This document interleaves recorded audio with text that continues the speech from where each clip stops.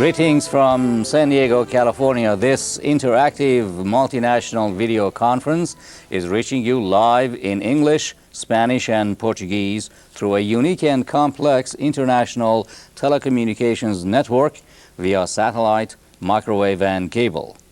This program brings together distinguished institutions representing education, business, and government in more than a dozen countries in the Americas and Europe. We look forward to hearing from you all. This is the third International Training Center video conference of the year 2005 series entitled Managerial Excellence and Networked Collaboration for Global Competitiveness. I'm Dr. Farhad Saba, Professor of Educational Technology at San Diego State University and the moderator of today's program. The workplace of the 21st century is evolving with the persistent impact of the new globalized market and new world order in an environment of fierce productive competition, changing consumer preferences, multicultural influence, increased access to the internet and other information technologies, wider economic disparities within and between communities, persistent terrorism and violence, and continued anti-globalization activism. Many organizations around the world are responding to this event by creating more part-time jobs, placing higher premiums on competencies with global knowledge, assigning more resources to technology-assisted lifelong learning, and promoting employee adaptability and multifunctionality. The explosion of the new knowledge and technology advances in recent years has practically relegated traditional education and training in schools and universities to mere launching pads for new workers and entrepreneurs whose careers must now evolve constantly with the help of their employers and peer-driven networked learning. This timely video conference will discuss these new workplace dynamics and job realities in the context of the growing globalization, that is, global and local strategies that business, education, and government are now adopting to become more competitive globally without losing positions and support in their local markets and communities.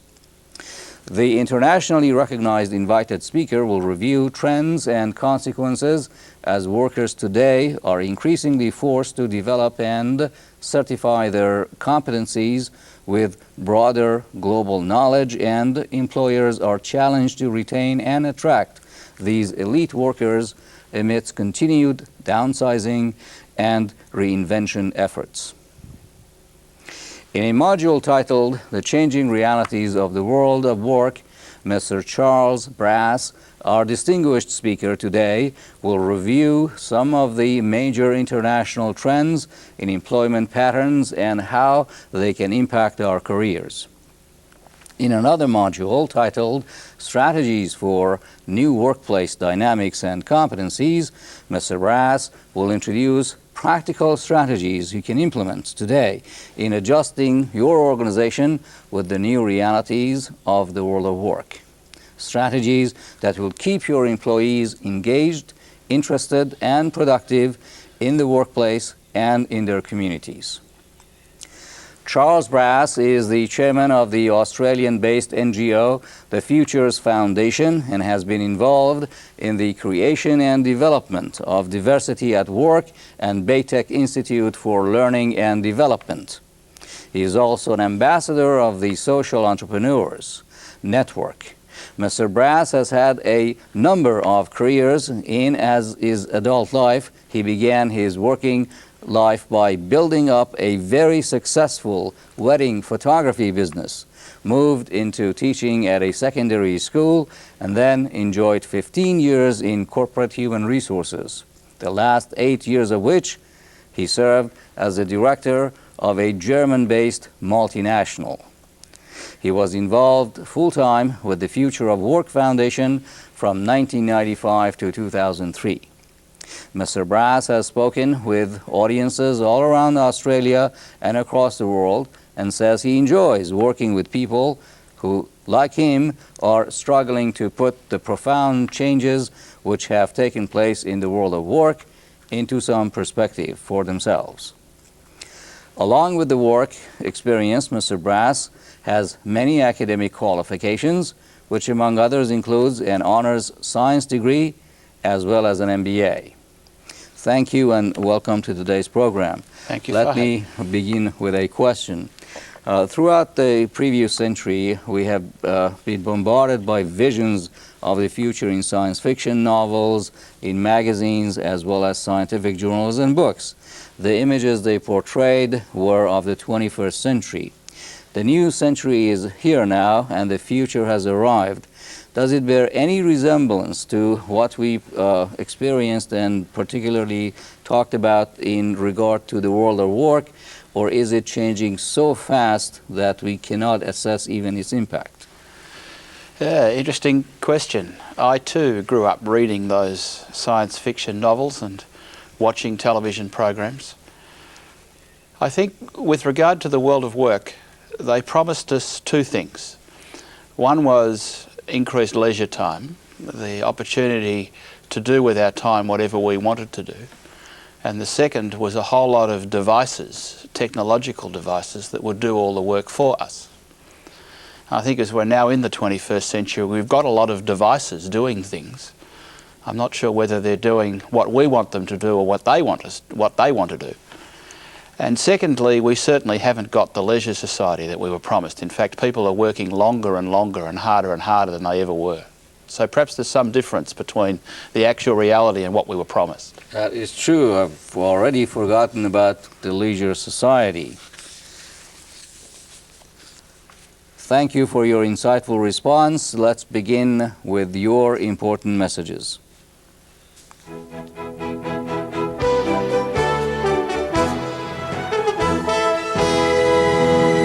The New York Times on April 27, 2003 reported on 5 people who had lost their jobs during the previous 12 months. One of them, Mr. Mike Guido, an unemployed product engineer from Pittsburgh, summarised his experiences by saying, "The economy has sideswiped me." I don't think Mr. Guido is alone. Many people, and in fact some entire countries, feel like the economy has sideswiped them. While some people appear to be doing very well, an increasing number of others feel they are missing out on the benefits of what is often called economic development. For some, it's the speed with which the world of work is changing which causes them distress. Each new technological development seems to accelerate the pace of change. My cell phone now knows where I am everywhere in the world, and people are often offended if they can't contact me when they want to. And the increasingly volatile global marketplace within which many companies have to operate means change seems to be pressing in from every direction. For many, however, the problem is bigger than simply the rate of change. Many people feel totally overwhelmed by the number of different directions in which the working world is changing simultaneously. First of all, how work is done is changing in many different ways. Here are 8 examples. Full-time jobs are not being replaced as fast as they are being destroyed. Almost all of the increase in jobs in most countries of the world is in part-time, contract or temporary jobs. Less than 30% of jobs in the developed world are involved with the manipulation of real physical things. More than 2/3 of job holders only manipulate information about real things. Entry-level qualification requirements for virtually all jobs are increasing constantly. As fast as one developing country attracts the attention of global companies, new regions open themselves up to the world and offer incentives to relocate. Hours worked by full-time job holders are increasing steadily, despite the promise of technologically inspired increased leisure time. Payment for time worked outside normal hours is reducing, which means disposable income is actually decreasing in many cases. And the gap between the richest countries and the poorest has more than doubled in the past 40 years. In a publication of the International Labour Organization, the ILO, in the year 2000, authored by Mr. Viv Pitsia and entitled "The Effects of Globalisation on World Income Equality," it was reported that in 1960, per capita GDP of the richest 20 countries was 14 times the poorest 20. By 1998, it was 34 times. In every country in the world, both official and unofficial unemployment is either steadily increasing or has reached an unacceptably high level, which doesn't seem to be able to be reduced, no matter which economic policies are implemented. And when work is done is also changing, as consumers everywhere are expecting 24-hour service and product availability. This means the span of hours during which people are expected to work is steadily approaching the maximum of 168 hours per week. Where work is being done is also changing, as multinational companies are getting bigger at the same time as small business is increasing the percentage of the workforce which it employs. And both are encouraging employees to do their work outside of conventional office buildings. Even who is working is changing, as women, ethnic minorities, the elderly and the disabled are all seeking jobs, where once they would have been considered to be outside the labour force. All of these are important, and discussing the implications of each of them could take this entire broadcast. In fact, we've spoken about many of them in previous programs. But for me, there's a deeper reason why so many people are struggling to come to terms with the changing world of work. And that has to do with why we work. By the time many of us were born, the idea that adult males went to work was completely entrenched in our experience. We understood that this was how our economy functioned. Men worked full-time to produce the goods which kept the economy moving and to earn the money which supported their wives, their families, and their communities. These were pretty compelling reasons for going off to work. And even if the work itself was boring, many generations of men happily went off to work each day, believing they were doing their bit for themselves, for their families, and for their countries. All of the trends I mentioned earlier are undermining this picture of how the world works. And as a result, many people are beginning to question why they go to work. An increasing number of individuals are saying, whether they're conscious of it or not, there must be more to my life than my job. which at a societal level translates as there's more to life than economics. Everybody knows this is true. We all want to believe that our lives amount to more than the output we create for the boss. But the material success which economics and jobs have provided over the past 100 years has lulled us into forgetting this reality. As I see it, much of the turmoil in the current world of work can be explained by understanding this shift in the way in which individuals and communities are thinking and feeling. Let me explain this by taking just the first of the examples I gave earlier, the fact that full-time jobs are disappearing and being replaced by more contingent forms of work. The notion of a full-time job initially emerged as the Industrial Revolution spawned huge factories and mines, which required many more workers than any single workplace had ever required before. Over the subsequent 200 years, the full-time job has become entrenched in our collective psyche through such slogans as 8 hours work, 8 hours leisure, and 8 hours sleep, which was a motto used by trade unions in many countries of the world while lobbying for a reduction in the standard working day.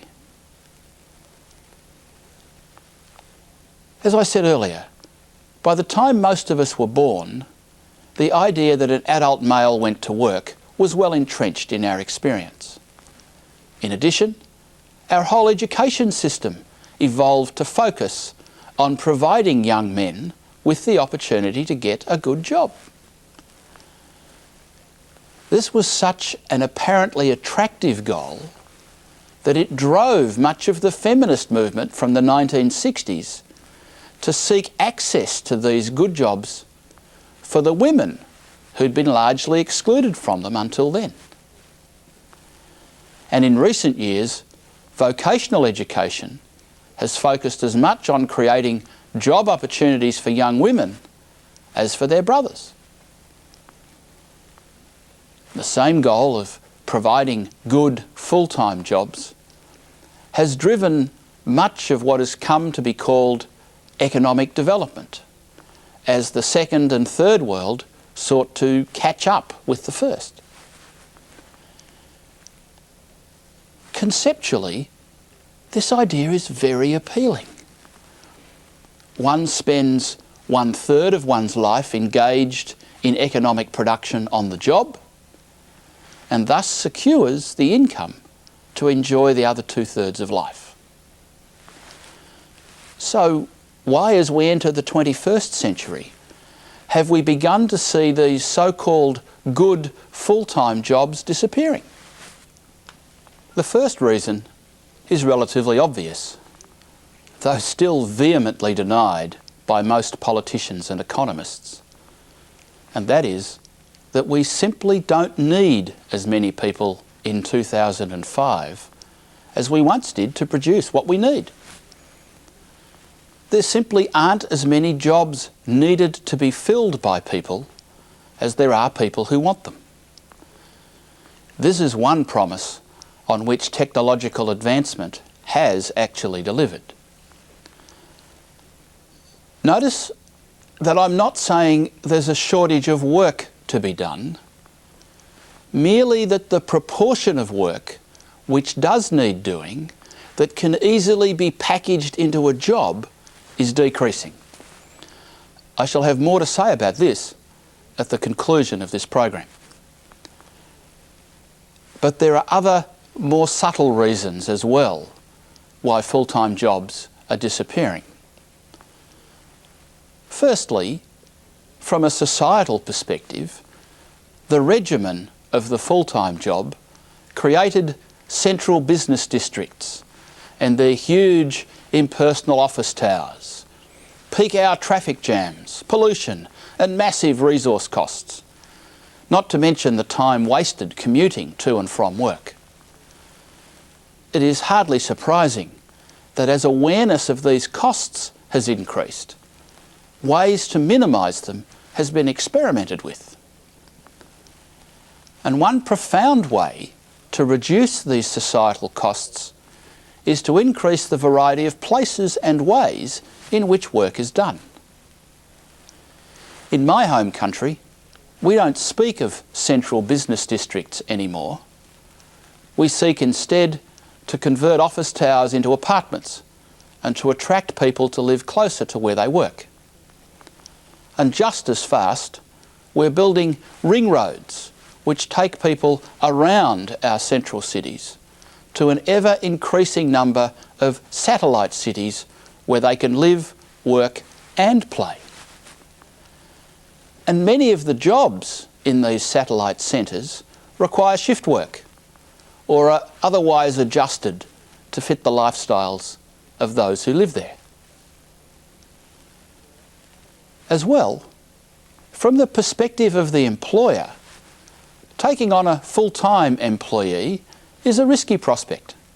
There are legal liabilities, on costs and other employee benefits, not to mention the obligation on the employer to provide enough work to keep the employee occupied and justify the salary. From this perspective, the hiring of more contingent employees makes more sense, and we can see this happening everywhere. From the perspective of the employee, the security and stability of a full-time job might be very appealing, but too often the job has been boring, unfulfilling and provided little opportunity for personal growth, even if it's paid a living wage. And as organisations have steadily reduced the number of their full-time employees, the work to be done has been divided among those who are left, thus increasing their working hours and their stress levels. And as people's lifestyles have become more diverse and their family obligations more complex, the full-time job has proved to be very inflexible and life unfriendly. 40 years ago, the number of part-time jobs was very small. Hence, if you wanted work, you virtually had to take a full-time job. In Australia today, part-time jobs make up over a third of all jobs, a quite typical figure around the world. And hence, those who find the full-time job too constraining have plenty of other options, and they're increasingly taking them. I could go on, but this highlights just how unstable the current world of work is, and it demonstrates just why so many people are struggling to cope. But it's not all bad news. An increasing number of corporations and institutions are coming to terms with these new workplace dynamics and operating successfully, both in terms of their business goals and also from the perspective of their employees. In another module, I'll suggest ways in which individuals, companies and institutions can successfully navigate their way through this frenzied world of work. However, to finish the first part of this presentation, it would be wrong to ignore the many commentators who are very concerned about the consequences of these changes on the way society functions. For example, in The Brave New World of Work, German sociologist Ulrich Beck describes what he and others have called the Brazilianization of the West. and anticipates the creation of 4 groups of people in future Western societies. At the top of the heap are what he calls the Columbus class of the global age. These are the winners from globalisation, the owners of active capital, the money and knowledge elites. They have the technological and material resources of globalisation at their command, but they pay a high price for this in terms of time poverty. Their numbers are increasing slightly in most countries, but their share of the wealth of the world is increasing much more rapidly. Second are precarious employees at the top of the skills ladder. These people earn a lot, but need to be constantly vigilant to ensure that they're not pushed aside by their rivals. They have little time for leisure or social activities, as they're on call virtually 24 hours a day. The number of people in this category seems to be relatively stable, with some losing out to technological change at about the same rate as others benefit from the development of new industries. Next is the working poor.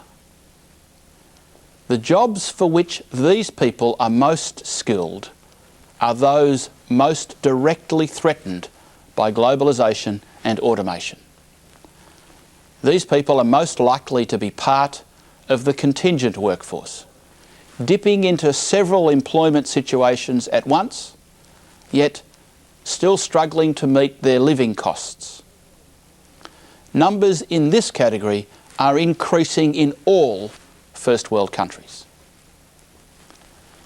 Finally is a group which is excluded from traditional labour force data. Those people who do not have a job and have long since stopped looking for one. They're part of the grey economy, surviving on the streets and excluded from the characteristics of modern life, such as public education, decent healthcare, social security and the right to vote.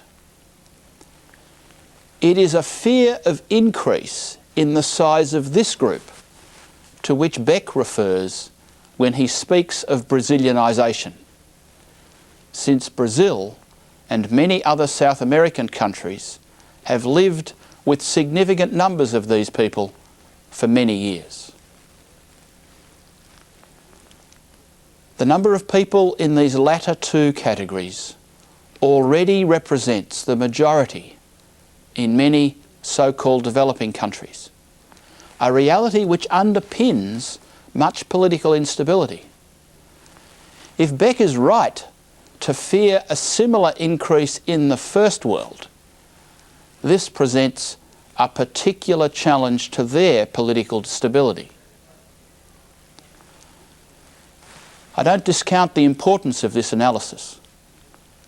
At the very least, it highlights the extent to which the global perspective tends to dominate in discussions such as these. In an increasingly connected world, I guess this is hardly surprising. However, as this graphic indicates, even in Latin America, exports account for less than 1/4 of total economic production. Or, to put that another way, more than 3/4 of the work done in Latin America is done by the local population for the local population. In this context, it makes sense to focus more attention on what works at the domestic level than to be too distracted by what appear to be global trends. I hope this other graphic for the US also puts into context a dubious modern trend towards believing that everything in the world must be world class. Where export substitution is likely or even possible, it makes sense to be aware of what's happening in the rest of the world. But when more than 3/4 of production is for local consumption, it's entirely up to the locals to decide what is appropriate. And if it makes cultural sense to do things in a particular way for a local population, then this is an entirely sufficient reason for doing things just that way. That brings me to the end of this module. In another module, I'll focus on some of the initiatives which successful organisations are using to ease transition into this exciting new world of work.